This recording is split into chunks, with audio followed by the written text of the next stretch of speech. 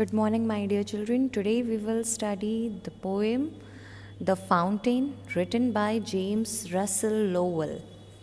So let's know about him.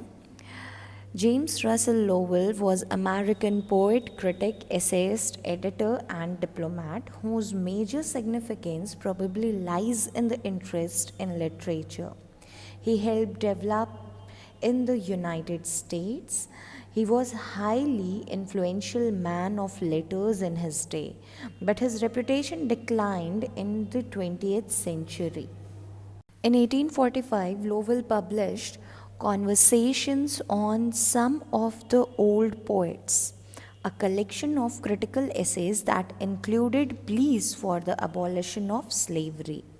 So, in this poem, James Russell Lowell brings forth the magical qualities of a fountain. The fountain he describes is forever moving and forever changing. It inspires us to aspire for more and work towards it.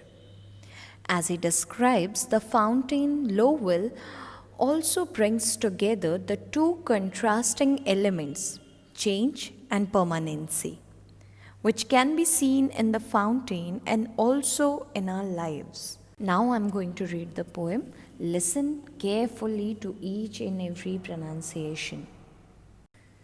Into the sunshine, full of the light, leaping and flashing from morn till night. Into the moonlight, whiter than snow, waving so flower like when the winds blow. Into the starlight, rushing in spray, happy at midnight, happy by day. Ever in motion, blithesome and cheery, still climbing heavenward, never a weary. Glad of all weathers, still seeming best, upward or downward, motion thy rest. Full of a nature nothing can tame, changed every moment, ever the same.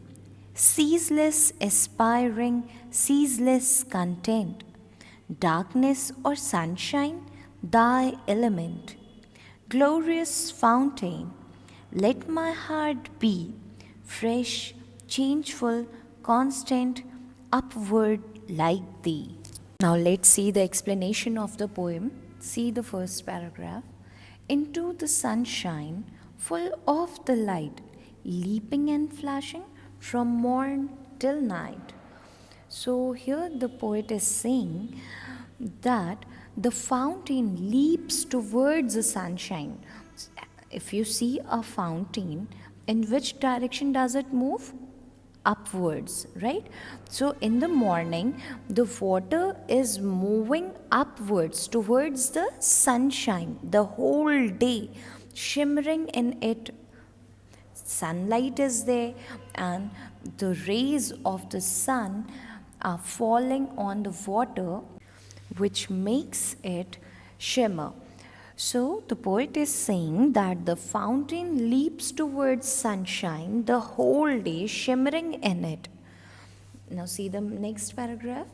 Into the moonlight, whiter than snow, waving so flower-like when the winds blow. Now the poet is saying that into moonlight to look whiter than snow. It's the fountain is looking like the fountain is looking whiter than snow, waving like a flower whenever the wind blows. Whenever the winds blow, the flowers move in the direction of the wind, right? They move.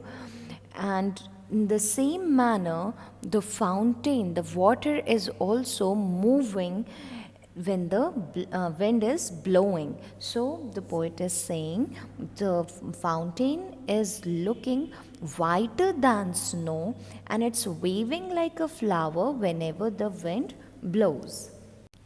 Into the starlight, rushing in spray, happy at midnight, happy by day.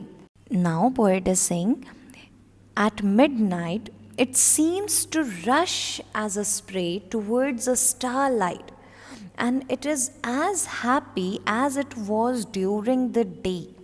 At night, also, the fountain is very happy, just the way it was happy during the day.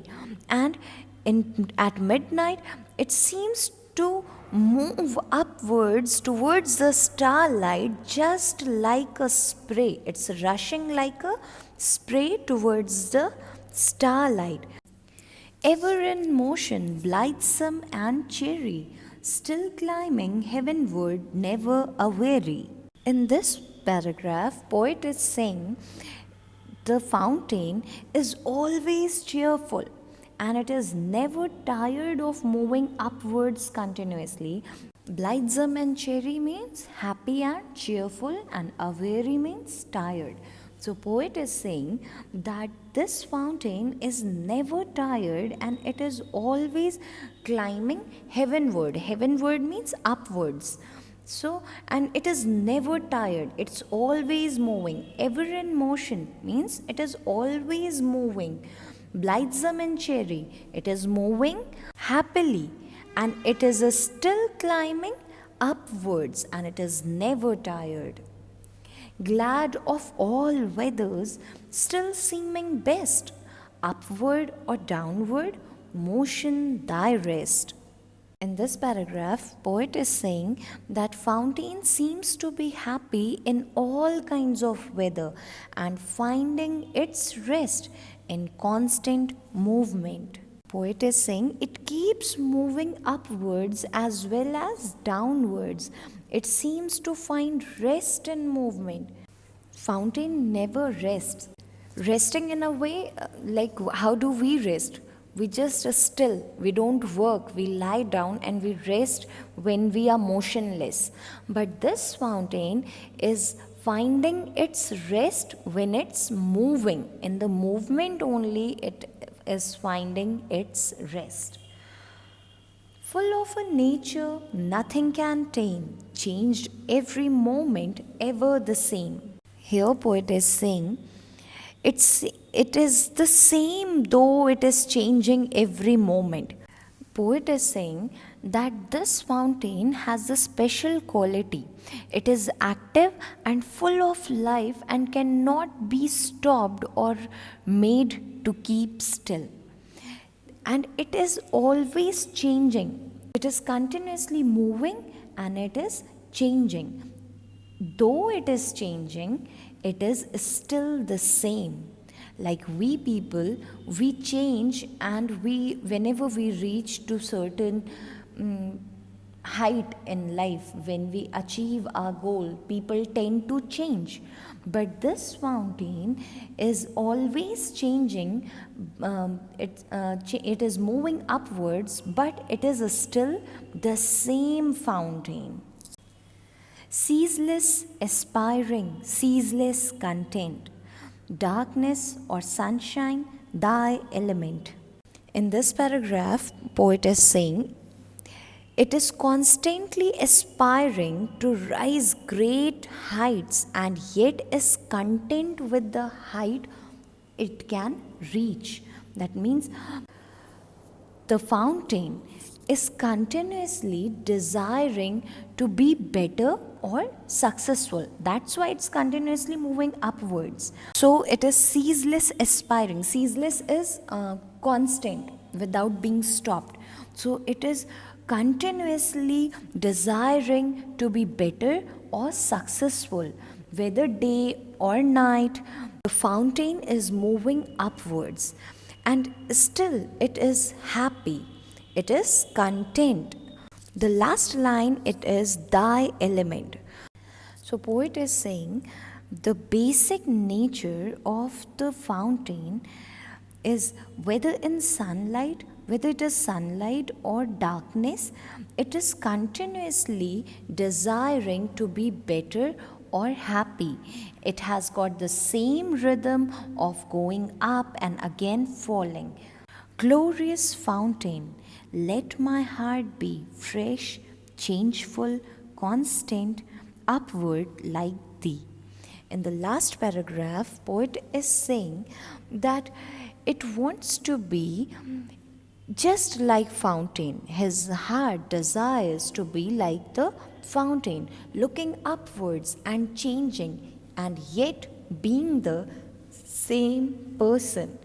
The poet wants to become like the fountain. He wants to be fresh, changeful, constant, and upward, just like fountain. Like thee means like you. And still wants to be the same person. He doesn't want to change. He wants to reach to the acme of whatever he is doing, but he wants to be the same person. So, in this poem, the poet says that the fountain leaps towards sunshine the whole day, shimmering in it, and into moonlight to look whiter than snow, waving like a flower whenever the wind blows. And at midnight, it seems to rush as a spray towards starlight, as happy as it was during the day. It is always cheerful, never tired of moving upwards continuously. It seems to be happy in all kinds of weather and finding its rest in constant movement. It looks as if it cannot be controlled, changing every moment, and yet being the same fountain, as if it aspires continuously to rise and is yet happy to rise as far as it can.